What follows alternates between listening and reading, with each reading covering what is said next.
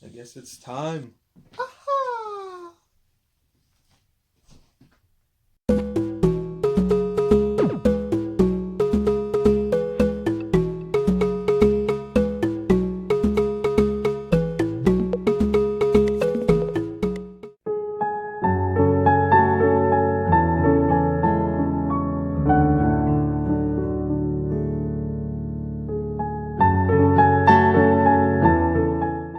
Rock still looked confused, but he slowly started noticing something was different about him as he looked over his arm that didn't belong to him and touched his face.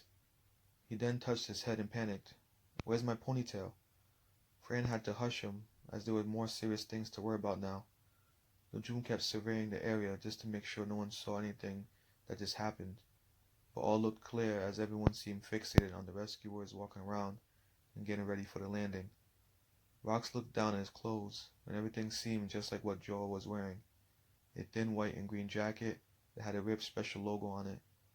He looked exactly like Joel, even with the cuts and the big wound Joel had on his body.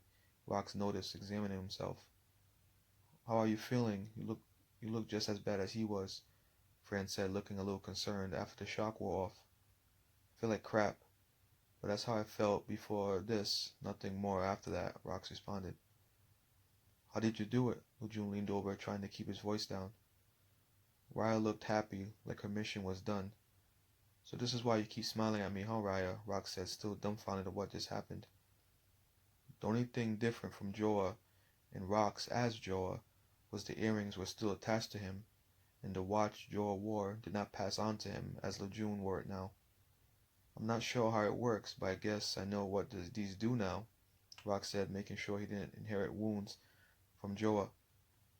As they took everything in, the rescuers continued to move on to other people, making their way towards them. Be Joa. We can get by with Joa, Fran said eagerly towards Rox. Do you think he's on that paper? And on top of that, accompanied by a lost one? Or three, as it is right now? Lejeune said to the others while trying to think quickly. What choice do we have? It's either that or we just wing it, Fran said, focusing on the rescuers making their way down. I don't even know how I did this. What if I turn back and screw us? Rox said, thinking how he was trying to pull it off. Raya, do you know how long it lasts? Lejeune asked. Raya looks at Rox, then points the two fingers at him and makes a firm fist. As Lejeune and Fran looked on a little puzzled, Rox somehow got it and stood up, starting brushing off some of the dust off his pants, adjusting to his new body. Focus, focus, got it. He makes a firm fist back at Raya. I guess this is what's in the cards for me, Rox says, trying to be confident. Are you sure? Lejeune asked. With a smile, it's my duty, Rox said as Fran just smiled and shook her head. Raya smiled, then went to Rox and gave him a big hug. Rox stood still awkwardly hugging back.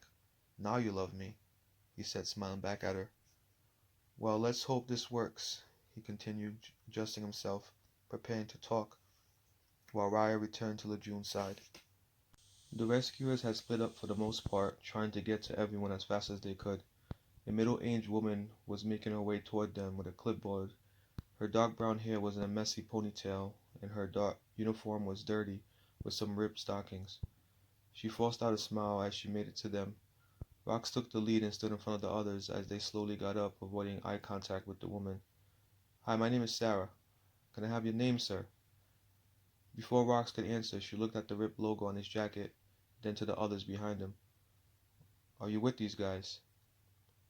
You are specialty rank 1, as it seems, Mr. Rox adjusted himself, standing up straight. Yes, they are with me. I'm Joa, Rox said, then remembering he didn't have a last name to go with it. He crossed his arms together, looking professional, as Sarah looked through the first 2 pages. They all looked on as Sarah examined the pages. She seemed to be in a hurry, but still trying to do her job. Mr. Joa Hancock, scientist of Kinder Labs of Ron 7, Sarah said, looking up at Rox and the others. There's no description of who your guests are, though, she continued, looking at them carefully. Yes, they are lost ones, Rox said, with the most serious face he could muster. Her face lit up, but she tried to stay focused, looking at Lejeune, Raya, and Fran up and down, especially Raya. So young, she said as she checked something off on a clipboard, then put it by her side. When we land, you guys go to line 2. Going to see Mr. Marks. You should see him very soon. We are going to need all the help that we can have. She smiled at them all as some turbulence was felt on the ship. She then moved to the next group of people. They all let out a quiet sigh of relief and took a seat to the ground. Rock stayed focused as he didn't want to lose the Joa appearance and blow it.